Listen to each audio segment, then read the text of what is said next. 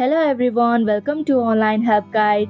Today in this video, I'm going to show you how to log into Royal Bank Visa account online.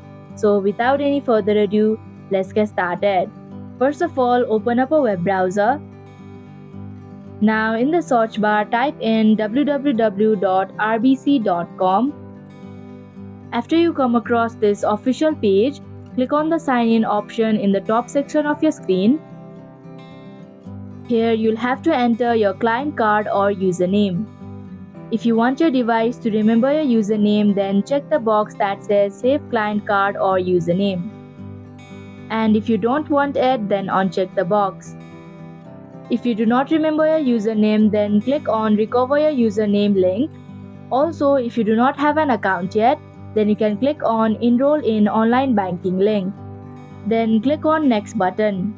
After that, follow through the prompts and fill in the information that is required in order to log in. And that is how you can log into Royal Bank Visa account online. Thank you for watching Online Help Guide. Hope this video was helpful. If it was, then hit the like button and comment down if you have any questions or feedback. Also, if you are new to our channel, subscribe and hit the bell icon so that you don't miss our upcoming videos.